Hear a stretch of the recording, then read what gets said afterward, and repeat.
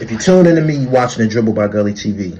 If you follow my platform, you've often heard me say, we grew here, you flew here. When I use that phrase, I'm speaking in terms of people who are out of touch and detached from the actual black experience. They don't know black history. They don't know our value system. They don't know who we hold in high regard. They don't know the ethics and morals. You would have to be born black to understand these things. And part of being black is to know that some of our entertainers, athletes, social activists, inventors, we hold them in a high regard. People like Magic Johnson, Carter G. Woodson, the Honorable Minister Louis Farrakhan, Bill Cosby, Sidney Poitier, Michael Jackson, Muhammad Ali, just to name a few. When you're mentioning those people, make sure that you handle them with care, because you're going to immediately let everybody know I didn't grow up amongst you guys, right? Ebro Pulls made a statement on his platform. He says, Michael Jackson's Thriller is the McDonald's of albums. It has no real meaning. It has 3 skips in a row. Why don't you just get a bullhorn and tell everybody, I ain't black. I ain't grew up black. I don't really know the history.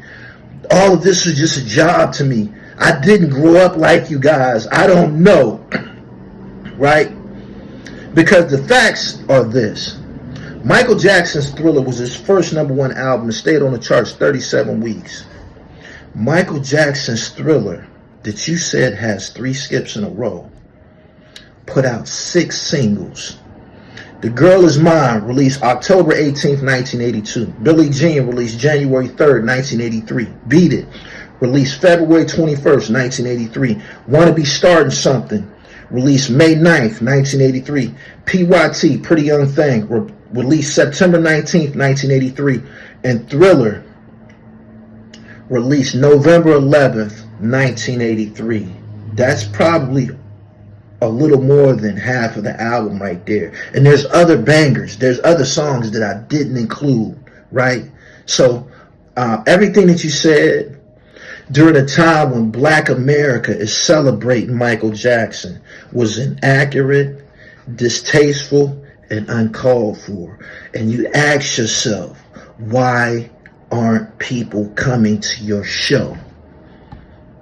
I can't imagine the type of destruction and alienation you caused being in a position of authority on the radio, because you do not know. You are detached. You do not know what the fuck you be saying out of your mouth.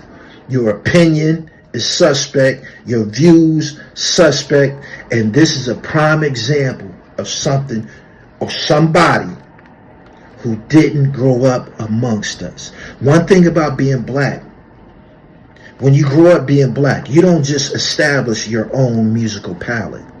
You absorb the musical palette of the elders.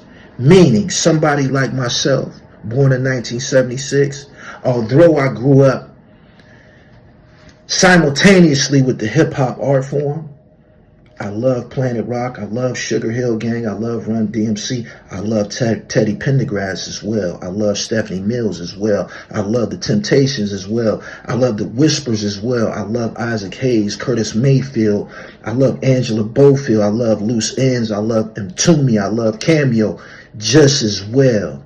Why?